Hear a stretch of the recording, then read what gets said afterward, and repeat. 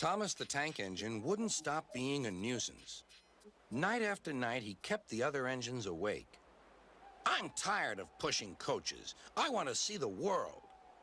The other engines didn't take much notice, for Thomas was a little engine with a long tongue.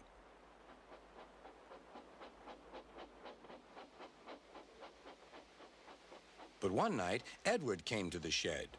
He was a kind little engine and felt sorry for Thomas. "I've got some freight cars to take home tomorrow. If you take them instead of me, I'll push coaches in the yard." "Thank you," said Thomas. "That will be nice." Next morning, Edward and Thomas asked their drivers, and when they said yes, Thomas ran off happily to find freight cars.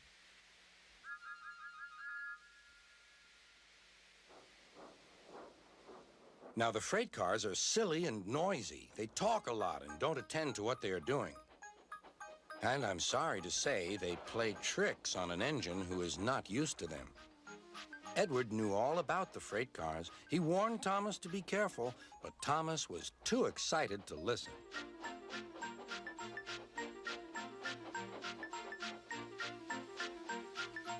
The shunter fastened the coupling, and when the signal dropped, Thomas was ready. The conductor blew his whistle. "Beep, beep," answered Thomas and started off. But the freight cars weren't ready. "Oh, oh," they screamed. "Wait, Thomas, wait." But Thomas wouldn't wait. Come on, he puffed. "All right, don't fuss. All right, don't fuss," grumbled the cars.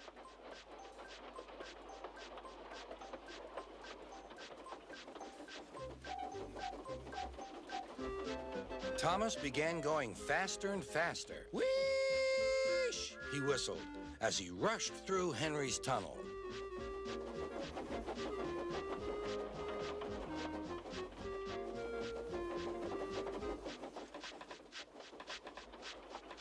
"Hurry, hurry," called Thomas. He was feeling very proud of himself. But the cars grew crosser and crosser. At last, Thomas slowed down as he came to Gordon's Hill.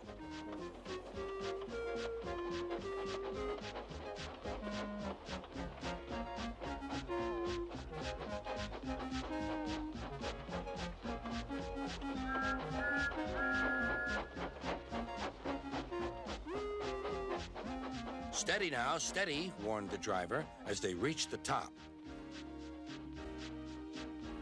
He began to put on the brakes. We're stopping," called Thomas. "No, no, no," answered the cars, bumping into each other. Go on, go on." Before the driver could stop them, they had pushed Thomas down the hill and were rattling and laughing behind him. Poor Thomas tried hard to stop them from making him go too fast. Stop pushing, he hissed. But the cars took no notice. Go on, they giggled in their silly way. "There's the station. Oh, dear, what shall I do?" cried Thomas. They rattled straight through and swerved into the goods yard. Thomas shut his eyes. "I must stop." When he opened his eyes, he saw he had stopped just in front of the buffers. There, watching him, was Sir Topham Hatt. "What are you doing here, Thomas?" he asked. "I've brought Edward's freight cars," Thomas answered. "Why did you come so fast?" "I didn't mean to. I was pushed," said Thomas.